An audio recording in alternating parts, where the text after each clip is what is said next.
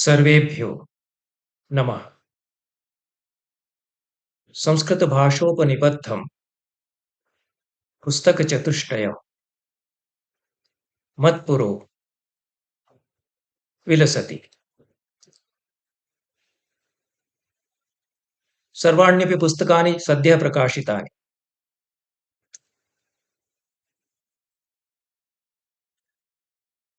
चत्वारि पुस्तकानि सन्ति, हृद्यानि निर्वद्यानि तानि सन्ति।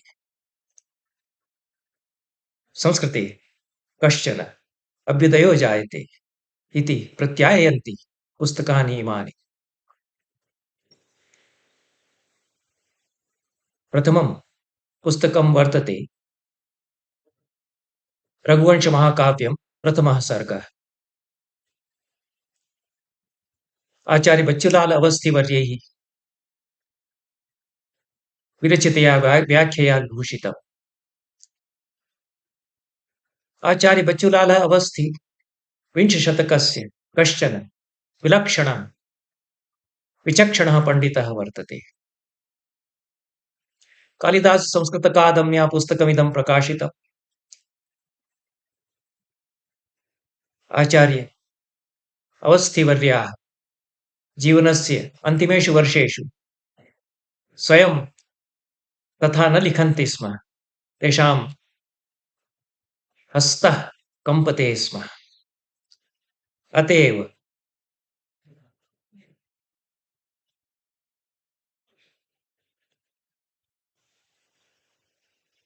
तेषां शिष्येषु कश्चन तेषाम् आशु लेखकत्वं स्वीकृत्य यत्ते लेखापयन्ति स्म तत् लिखति स्म।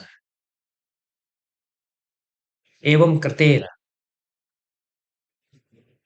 तैः अत्यन्तमेव उपादेयानि कानिचित् पुस्तकानि, केचन ग्रन्थाः लेखापिताः प्रणीताः। तेषां शिष्येषु आचार्यः बालकृष्णशर्मा, विक्रमविश्वविद्यालयस्य कुलपतिचरः, विक्रमविश्वविद्यालयान्तर्वर्तिनः सिन्धिया प्राच्यविद्या शोधसंस्थानस्य निदेशकचरः, विपश्चितपश्चिमः अग्रगण्यः वर्तते। अनेन महाभागेन ग्रन्थसम्पादने पाण्डुलिपिसम्पादने अनुत्तमं किमपि अवदानं प्रकटीकृतम्। पूर्वमपि आचार्यवर्यैः अवस्थिपादैः पाणिनीयशिक्षायाः काचन संस्कृतव्याख्या अत्यन्तमेव विशदा व्याख्या एवमेव प्रणीता। तेषामेव शिष्यैः सुसम्पाद्य सा प्रकाशिता। अयं च रघुवंशमहाकाव्यस्य प्रथमः सर्गः तैः लेखापितः। आशु लेखकत्वेन बालकृष्णशर्मा टङ्कयामास लिलेख वा यत्किमपि तैः निगदितं सर्वं च तत् संशोध्य काशितवान्। कालिदास अकादम्याः निदेशकः सन्तोषपण्ड्यावर्यः अस्य पुस्तकस्य प्रधानः सम्पादकः वर्तते। कालिदास अकादम्या निदेशकत्वेन असौ प्रधानसम्पादकः भवति। यस्मिन् समये पुस्तकं प्रकाशनाय दीयते स्म तस्मिन् समये असौ कालिदास अकादम्याः निदेशकः स्यात्। सम्प्रति तु अन्यः कश्चन जनः तत्र निदेशकपदं समलङ्करोति। किन्तु डॉक्टर सन्तोषपण्ड्यावर्योऽपि सर्वथा वर्धापनानि अर्हति। यस्य अध्यवसायेन पुस्तकमिदं प्रकाशितं। बालकृष्णशर्मणा महानयम् उपक्रमः कृतः यत् पुस्तकस्यास्य अवस्थीवर्यैः लेखापितस्य उद्धारः सम्पादकत्वेन सुसम्पाद्य पुस्तकं तैः विहितः।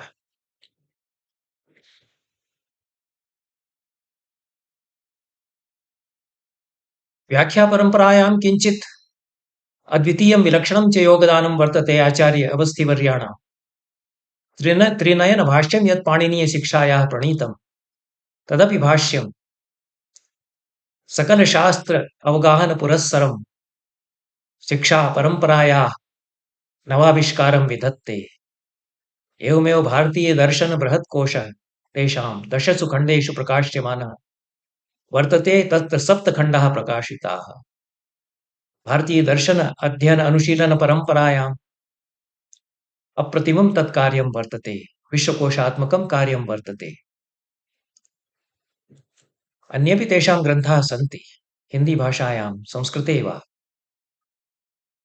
तेषां सकलशास्त्रपारावारपारङ्गमत्वं तैः ग्रन्थैः ज्ञातुं शक्यते। इदं यत् पुस्तकं प्रकाशितं रघुवंशमहाकाव्यस्य केवलं सर्गमात्रस्य तत्र टीका वर्तते। किन्तु टीका पद्धतेः, टीकापरम्परायाम् अत्यन्तमेव समुज्ज्वलं निदर्शनं तत्र अवस्थिवर्यस्य अवदानेन आविष्कृतं जायते, आविष्क्रियते वा। वागर्थप्रतिपत्तिनाम्ना या व्याख्या अवस्थिवर्यैः प्रणीता सा सत्यमेव वागर्थप्रतिपत्तिं विदधाति। प्रतिशब्दं यथा व्याख्यानं विहितम्।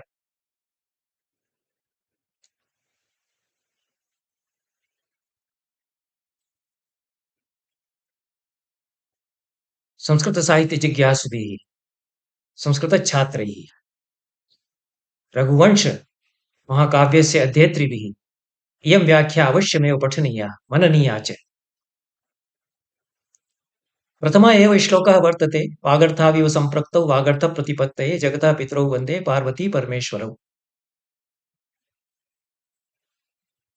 अस्य केवलम् एकस्यैव श्लोकस्य या व्याख्या अवस्थिवर्यैः लेखापिता सा 14 पृष्ठेषु विस्तृता वर्तते। शब्दताडनपुरस्सरम्। प्रतिशब्दं ये ये अर्थाः निर्झरन्ति, स्रवन्ति, निश्च्योतन्ते वा भासन्ते वा ते प्रतिपदमत्र प्रकाशिताः।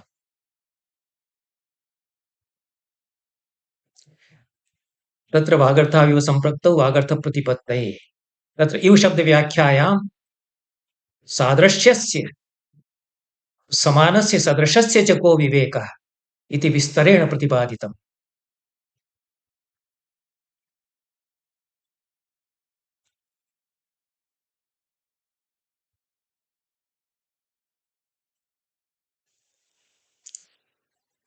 तत्र वागर्थाभ्याम् उपमानुभूताभ्यां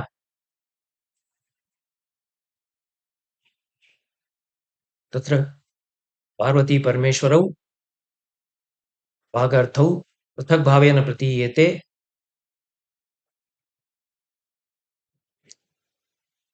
अथवा तादात्म्यसम्बन्धेन प्रतीयेते इति विमर्शः विहितः।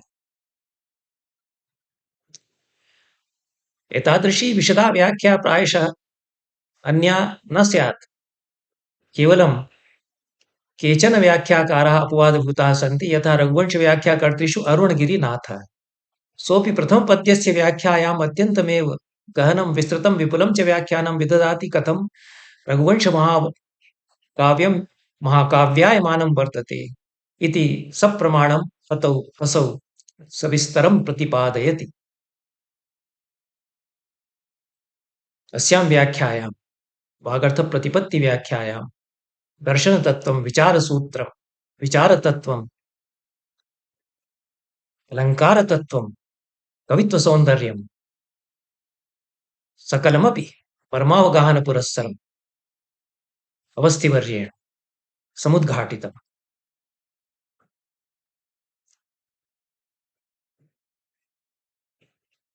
केवलम् एतदेव अरुन्तुदं वर्तते यत् केवलं प्रथमसर्गपर्यवसायिनी इयं व्याख्या अस्माभिः समुपलब्धा। यदि अन्येषामपि सर्गाणां तैः व्याख्या व्यधास्यत तर्हि महान् उपकारः संस्कृतसन्ततीनां भवेत्। किन्तु यत् तैः प्रदत्तं संस्कृतसन्ततीनां कृते, संस्कृतसन्ततिभ्यः, तदपि सर्वथा श्रोतृप्रेयं वर्तते, यथा श्रोतृपेयं विधाय बालकृष्णशर्मणा तत् विव्यक्तिपथमुपनीतम्।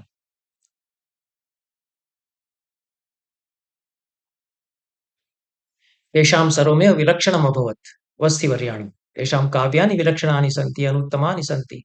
प्रौढिप्रकर्षस्य कामपि काष्ठां तानि काव्यानि प्रकटीकुर्वन्ति। तथैव तेषां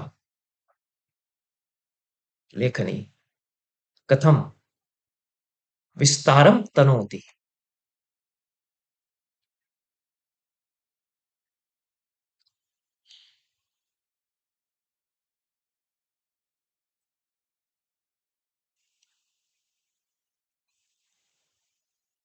एकशेषेण पितरौ इत्यत्र एकशेषेण माता पितरौ शरीरदृष्ट्या पृथग्भूतौ अपि अभिन्नौ इति सादृश्यादिविचारपुरस्सरमत्र टीकाकर्तृणा प्रत्यपादि।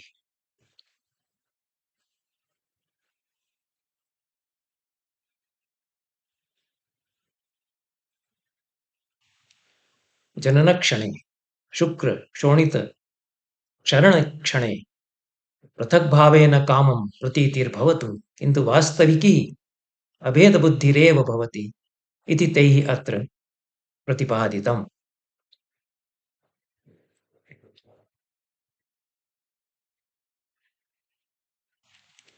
शक्तिशिवस्वरूपौ पार्वती परमेश्वरौ कथं विमर्शप्रकाशरूपेण जगति वर्तेते इति शैवदर्शनसिद्धान्तोऽप्यत्र हृदयङ्गमं प्रतिपादितः। शक्तिरूपा पार्वती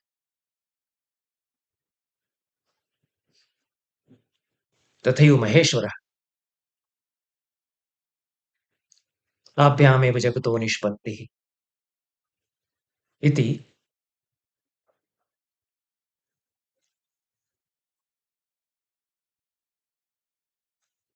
इव इति सादृश्यमर्थं द्योतयति, किन्तु सदृशपर्यायोऽयमत्र नास्ति इति तेषां मतं वर्तते।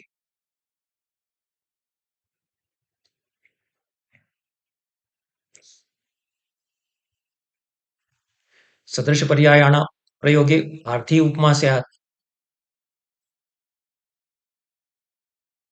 सादृश्यस्य सदृशपदार्थं प्रति विशेषणत्वात्।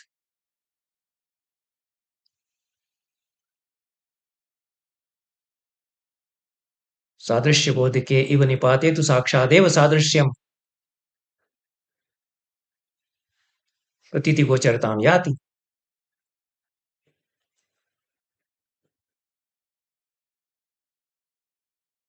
अतएव अत्र श्रौति उपमा इति अवधारणीयम्। एवमत्र उपमारहस्यम् उन्मीलितम्।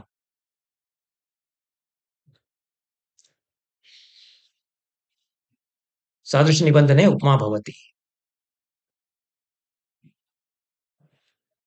इवेन वाचकतायाम् उपमा भवति। तत्र कविकुलगुरुणा प्रायेण श्रौति एव उपमा प्रयुक्ता इति अन्यत्र उपमानां ससन्दर्भपुरस्सरं विवेचनं कृत्वा अत्र प्रथमश्लोकव्याख्यायां प्रत्यपादि व्याख्याकर्तृभिः।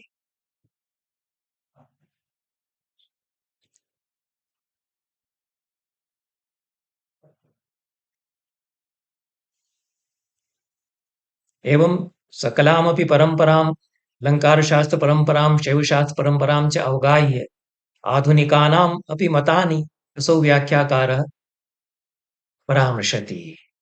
तत्र कथं समुत्पत्तिर्भवति बालकस्य मातुः गर्भे इति विचारः कृतः, आधुनिकविज्ञानदृशा विचारः कृतः।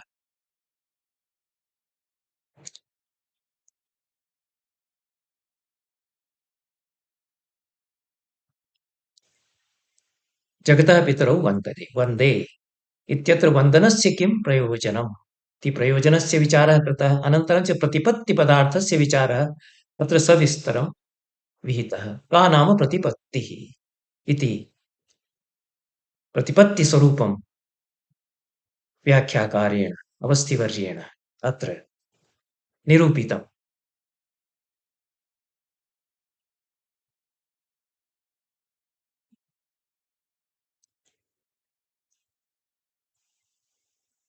अत्र वाक्यपदीयकारः द्विः समुद्धृतः। तेन भर्तृहरिं विचारपथमानीय प्रतिपत्तेः स्वरूपम् अत्र मीमांसितम्।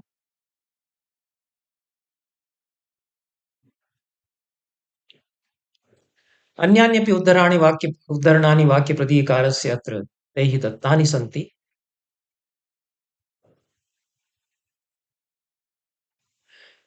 अनन्तरं च भरतमुनेः नाट्यशास्त्रात् वाक्स्वरूपं तत्र यत् प्रतिपादितं तदुद्धृतं।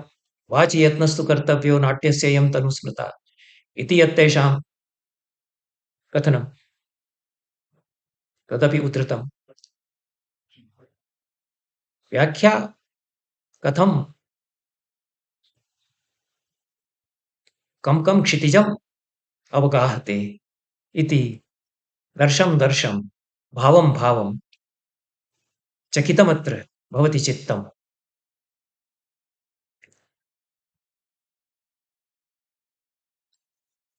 टीकापद्धतेः कीदृशं माहात्म्यम् इति अनया व्याख्यया ज्ञातुं शक्यते। व्याख्यापद्धतेः मानकमपि वस्तुतः निर्माति इयं व्याख्या। एतादृशीनां व्याख्यानां निर्माणम् अनेन प्रचलेत् इत्यपि आशास्महे। अनेन प्रकाशनेन आशासे यत् अस्य ग्रन्थस्य प्रचारः पुस्तकस्यास्य छात्रेषु प्रचारः स्यात्। टीकापरम्परा च अनेन लघुप्रकाशनेन पुनरुज्जीविता स्यात् इति प्रथमं प्रकाशनं वर्तते। चतुर्षु प्रकाशनेषु अन्यानि यानि प्रकाशनानि सन्ति तानि पुनः क्वचित् विचारयिष्यामः। अत्रैव विरम्यते। नमो नमः।